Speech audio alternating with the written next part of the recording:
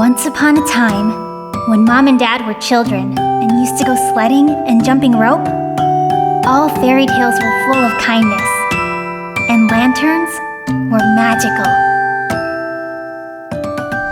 We live in a magical land.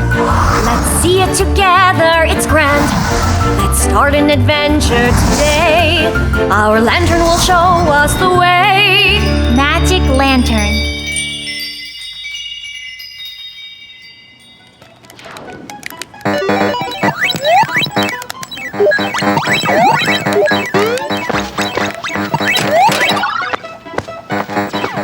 Mike, time's up.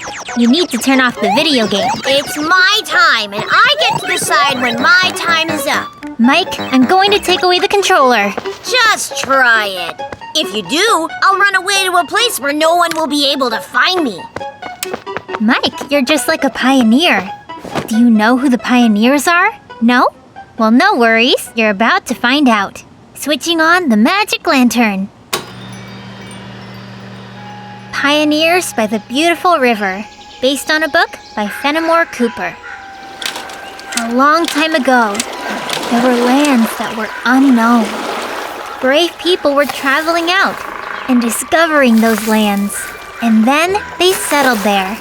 Those people were called early explorers, or pioneers. Cool! I will become a biosphere too. One day, two pioneers came to the bank of the beautiful river. One of the pioneers was called Chingachgook, which means the great snake in their native language. And the other one was called Leatherstocking. And I will be called... Oh, Mike the Big Ear! How's that? Chingachgook had a deep understanding of herbs. He could tell the edible herbs from the inedible ones and could make healing potions. No big deal. I can make healing potions too. Leatherstocking could trace footsteps, and he knew the language of the animals. I know animals' languages too. The cat says meow, and the dog woof. Chingachgook and Leatherstocking lived in peace. They went fishing together, hunting together, and watched the sunrise together. It's decided. I'm gonna be a pioneer. Keep in mind that not everyone can become a pioneer. And then one day, Mr. and Mrs. Marmaduke came to the banks of the beautiful river. The Marmadukes always liked the beautiful river, and they decided that this is where they would make their home. See? Now they are pioneers too, and it was so easy. But it wasn't easy. On the very first day, Mr. Marmaduke ate poisonous berries, and he had a bad stomachache. Can berries really be poisonous like that? Chingachgook had to give Mr. Marmaduke a lot of tea, made with medicinal herbs.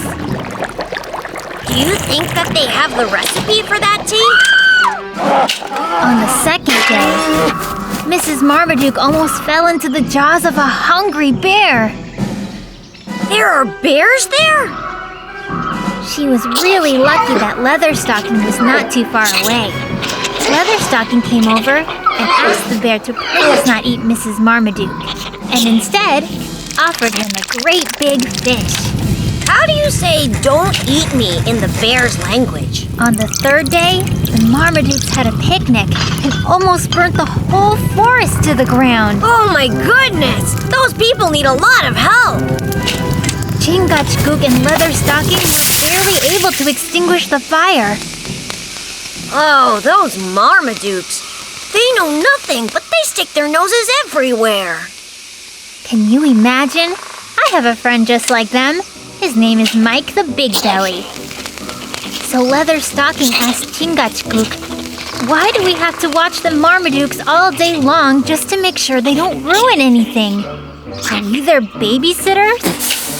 No, we are not babysitters, answered Chingachgook. We are pioneers, explorers of new lands.